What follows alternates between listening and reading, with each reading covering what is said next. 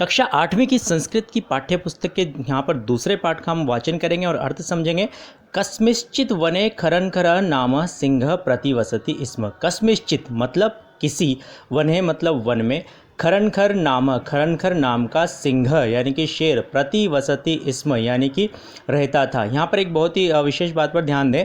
प्रतिवसति जो है वो आपके पास लट लकार की क्रिया है। लट लकार की क्रिया मतलब उसका मतलब है रहता है, लेकिन जब इसके साथ हम इस्म लगा देते हैं, किसी भी लट लकार की क्रिया के साथ इस्म लगा देते हैं तो भूतकालिक बन जाती है।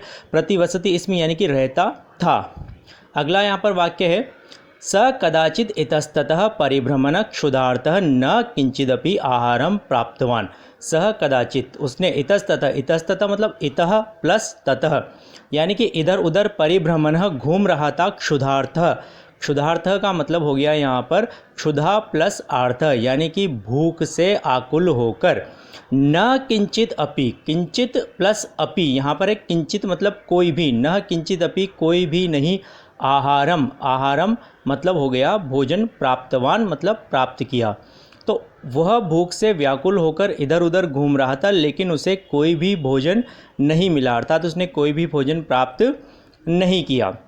शब्दों के अर्थ को समझकर उन्हें तोड़कर हम यहाँ पर अर्थ निकालेंगे। अगला वाक्य जो हमारे पास है, ततः सूर्यास्त समय एकाम महतीम गुहाम दृष्टवा सह अचिंतयत। ततः सूर्यास्त समय एकाम महतीम गुहाम दृष्टवा स अचिंत्यत। ततः मतलब तब, सूर्यास्त समय यानी कि सायकाल के समय, सूर्यास्त के समय एकाम मतलब एक, महतीम मतलब हो गया यहाँ पर बड़ी, गुहाम मतलब गुफा को, दृष्टवा में दृश्य धातु में कत्वा प्रत्यय है यहाँ पर लगा हुआ है। किसी भी धातु में जब कत्वा प्रत्यय लगाते हैं तो उसका मतलब होता है कर। जैसे पठित्वा मतलब पढ़कर, लिखित्वा मतलब लिखकर, तो दृश्य धातु में आपने हम ये त्वा प्रत्यय यहाँ पर लगवाया है, तो यहाँ पर इसका मतलब होगा देखकर। सह अचिंतयत यहाँ पर लंग लगा यानी कि भूतकालिक क्रिया है आपके पास।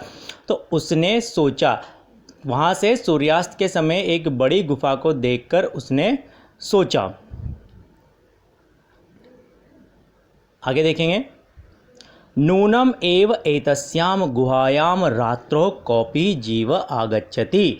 शेर सोच रहा है, नूनम एव अवश्य ही, एतस्याम इसमें, गुहायाम गुफा में, एतस्याम गुहायाम मतलब इस गुफा में, रात्रो मतलब रात्रि में, कॉपी में क प्लस अपि यहाँ पर मिला हुआ है, कोई भी जीव आगच्छति आता है। अब कोई भी जीव आता है को इसको हम कहेंगे कोई न कोई जीव आता है। अर्थात शेर सोचता है, क्या सोचता है कि नूनम एव एतस्याम गुहायाम रात्रो कोपी जीव आगच्छति, अर्थात अवश्य ही इस गुफा में रात्रि में कोई न कोई जीव तो आता है। अगले वाक्य पर यहाँ पर ध्यान देंगे हम लोग, अतः अत्रैव निगूढ़ो भूत्वा तिष्ठामि इति।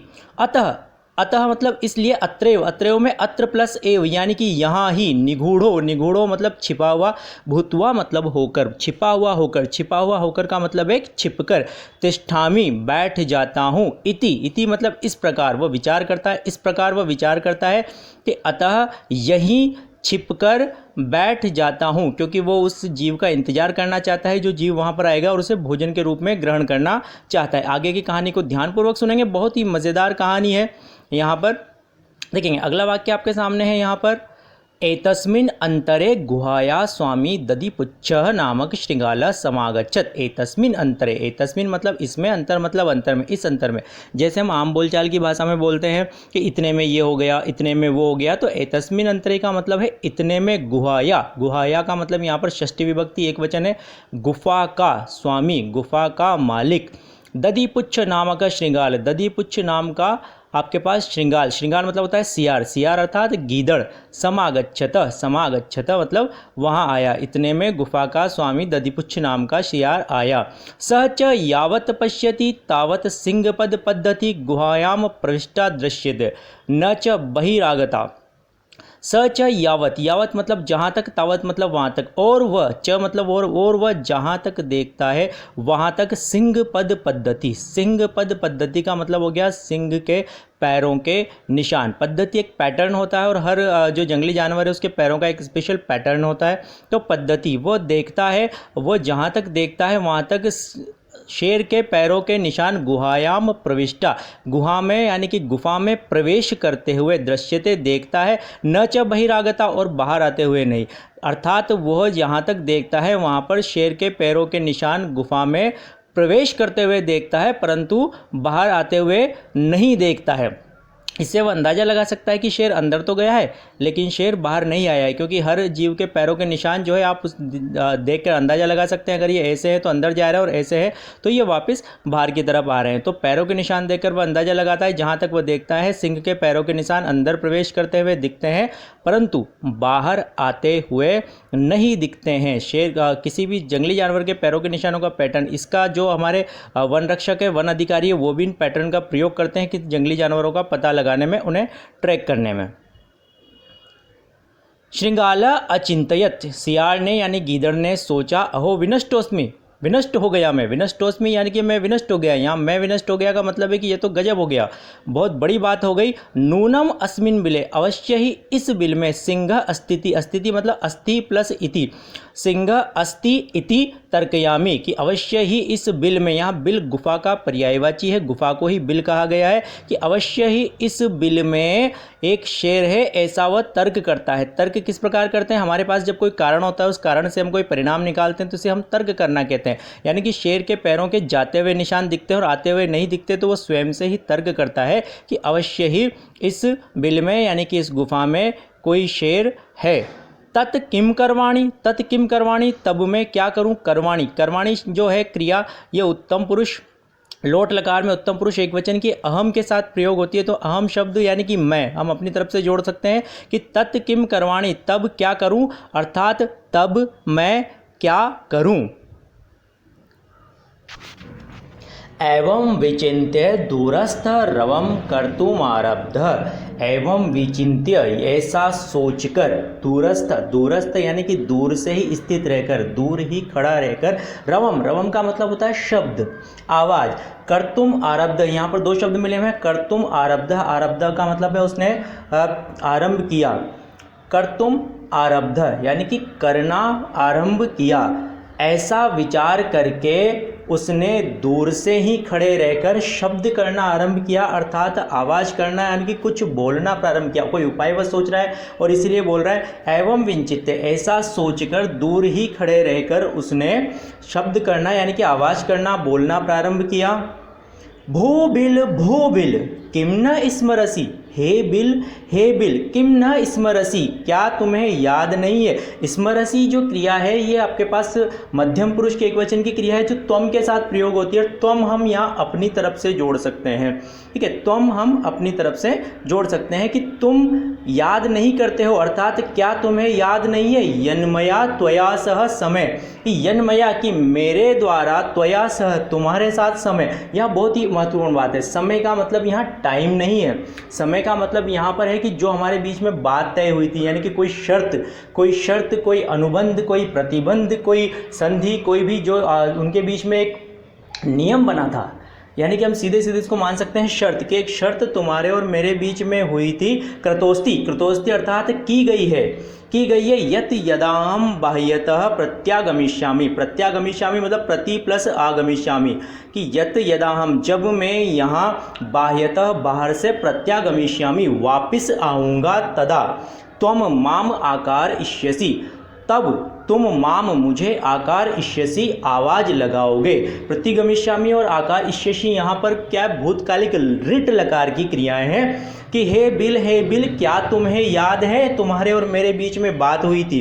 यदि तुम माम ना आह्वयसि, यदि तुम मुझे आवाज नहीं लगाते हो, आवाहन नहीं करते हो, तदा अहम तब मैं द्वितीय बिले यास्यामि, तब मैं दूसरे बिल में चला जाऊंगा। इति मतलब इस प्रकार की बात हमारे बीच में तय हुई थी, इस प्रकार की शर्त हमारे बीच में तय हुई थी।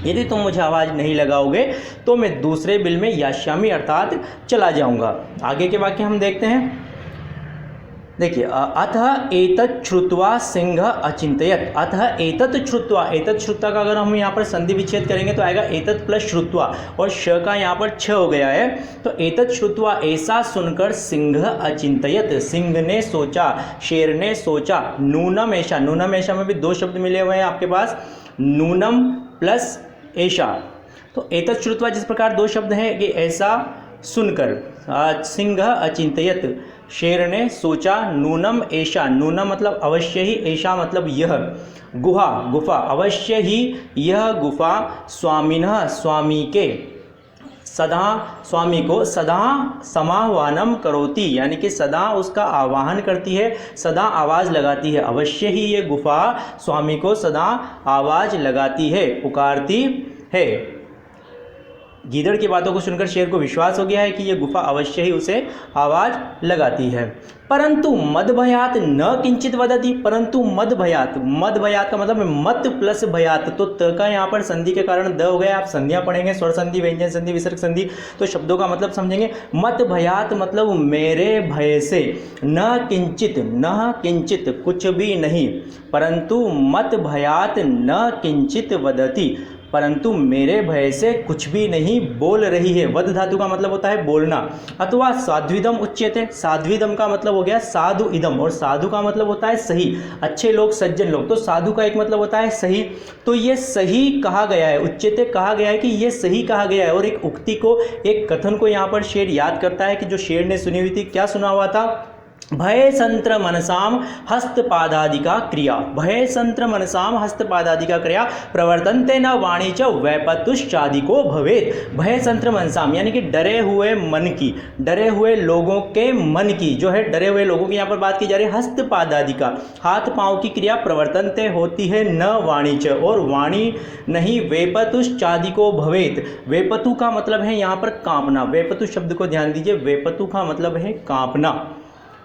और अधिको भवेत यानी कि अधिक होता है। शब्द जो पद्य शैली में होते हैं वो इधर उधर आगे पीछे हो सकते हैं और उन्हें में सही तरीके से अन्वय करके उनका अर्थ निकालना पड़ता है।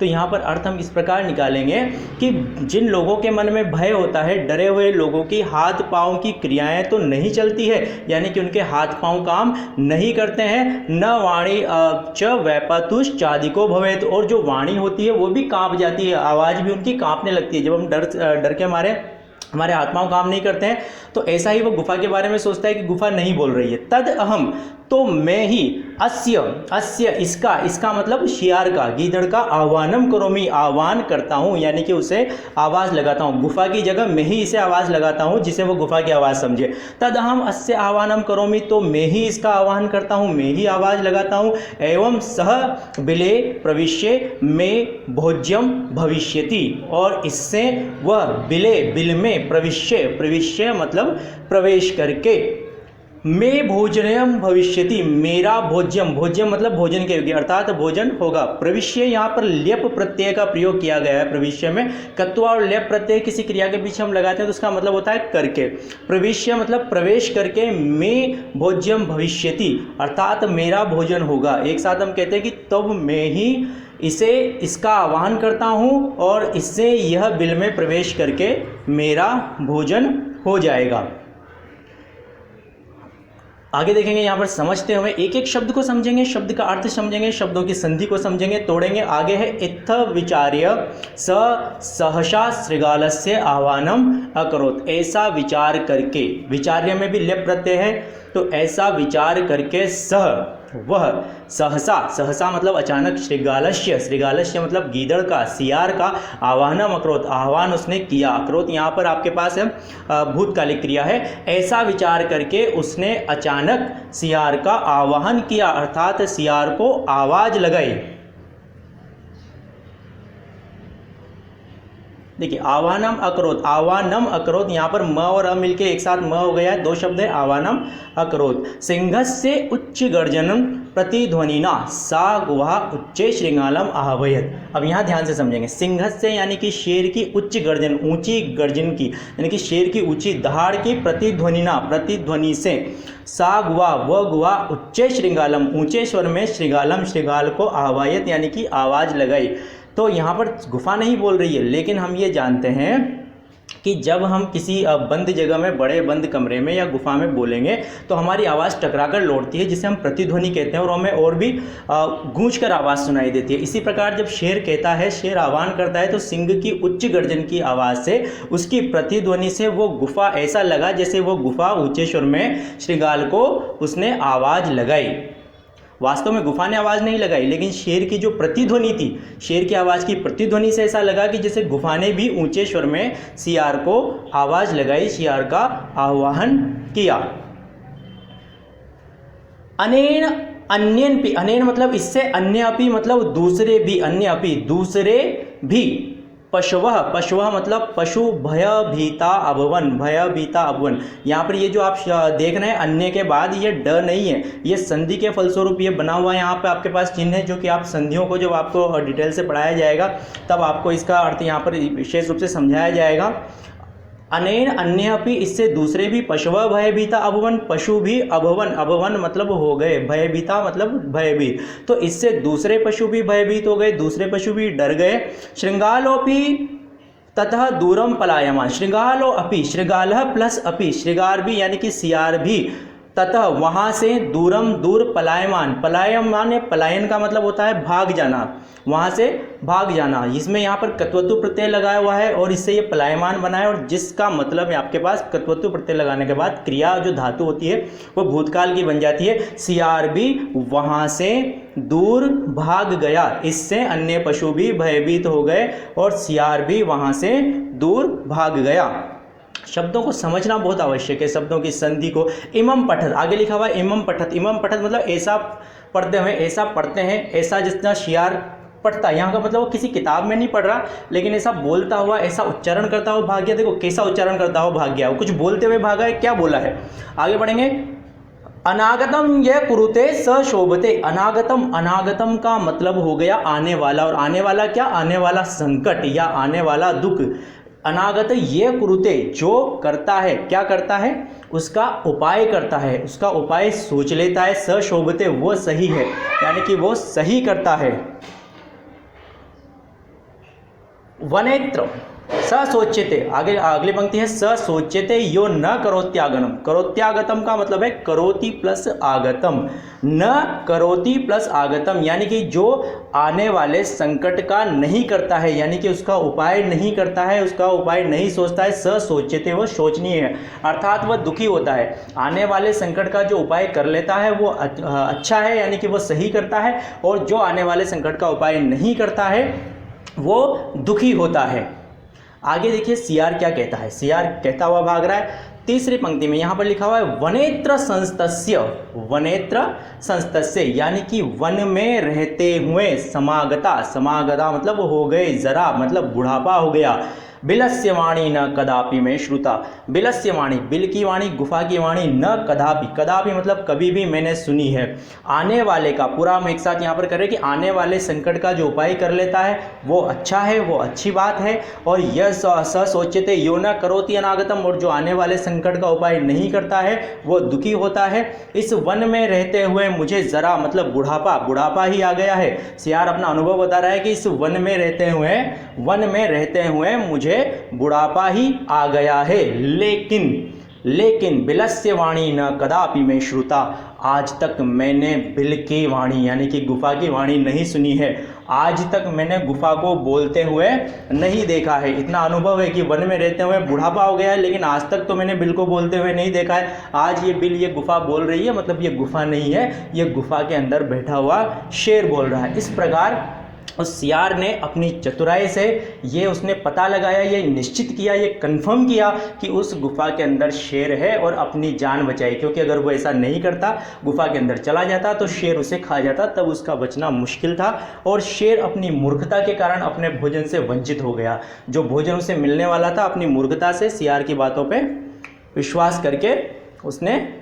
अब यहाँ पर हम प्रश्न देख रहे हैं। पहला प्रश्न है सिंहस्य नाम किम, एक पद में उत्तर देना। आपको किम मतलब है क्या, एक पद में उत्तर देना। शेर का नाम क्या था, शेर का नाम हम यहाँ पर उत्तर लिखेंगे खरन खरह, उत्तर होगा अपना खरन खरह।